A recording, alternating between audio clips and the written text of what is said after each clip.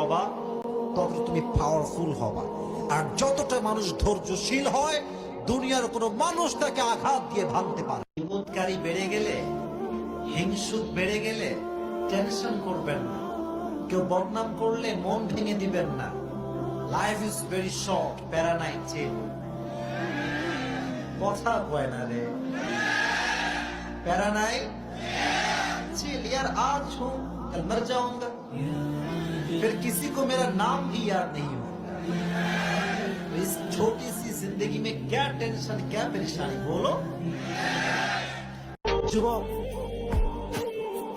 যখন তোমার অনেক হতাশা, অনেক ডিপ্রেশন, গার্লফ্রেন্ডকে কল দেওয়া বাদ দিয়ে তাহাজ্জুদের জায়নামাজে আল্লাহর কাছে দাঁড়িয়ে যাও।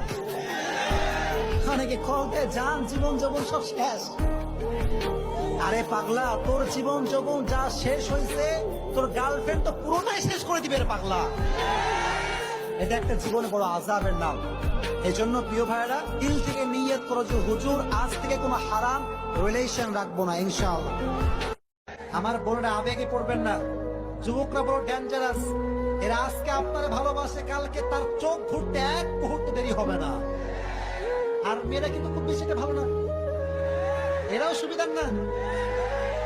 প্রথমে একজন সিঙ্গেল ছেলেকে ভালো লাগে যে বাহ মাশাআল্লাহ ভালো আছে, তারপরে যখন একটা সরকারি টাকলা পায় প্রথমটাকে রিজেক্ট করে ফেলে, বিয়ে করে ফেলে। আল্লাহ বোনদেরকেও হেদায়েত দান করুন, সকলে পড়া আমিন। জীবনে সুখে থাকার জন্য এস্টাবলিশ পুরুষের হাত ধরাটা জরুরি নয়। জীবনে সুখে থাকার জন্য হ্যান্ডসাম পুরুষের হাত ধরা জরুরি নয়।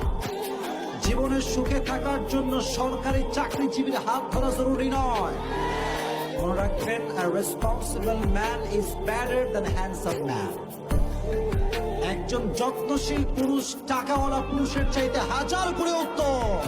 ومن يتوكل على الله فهو حسبه.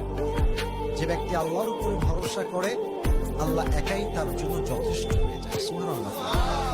আমি বলতে চাই মুরব্বী, ও আব্বা জান, ও আম্মা জান, দুনিয়ার আগুন থেকে বাঁচাবার জন্য আপনি আপনার সন্তানকে ডাকতে পারেন, কিন্তু জাহান্নামের আগুন থেকে বাঁচাবার জন্য আপনি আপনার সন্তানকে ফরজ নামাজ ডাকেন না। আপনার মতো কপাল পোড়া বাপ আর মা আল্লাহর জমিনে নাই, চিল্লা এখন ঠিক কিনা? কপাল আপনার পুড়ে গেছে। ফজরের নামাজের সময় সন্তান ডাকছে, ঘুমায়, মুরব্বী আব্বাজান নিজে নামাজ পড়ে সন্তানকে ডাকে না, চিল্লা এখন ঠিক কিনা?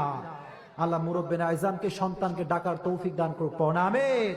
মায়ার সিঁড়িতে যখন পা রাখবা, সাবধানে পা রাখবা। যখন কারো মায়ার সিঁড়িতে পা রাখবা, উঠবা হচ্ছে একটা দেয়াল পরিমাণ। দেয়াল থেকে পড়লে একটু আঘাত পায়, কিন্তু পরে গিয়ে আবার ঠিক হয়ে যায়। কিন্তু যখন মায়াতে পা দিবা, 10 তলায় উঠে যেও না। কারণ যার মায়ায় তুমি পড়বা, সে যদি ঠাস করে ফেলায় দেয়, ওই যে বেকা হবা, আর তুমি সোজা হয়ে দাঁড়াতে পারবা না।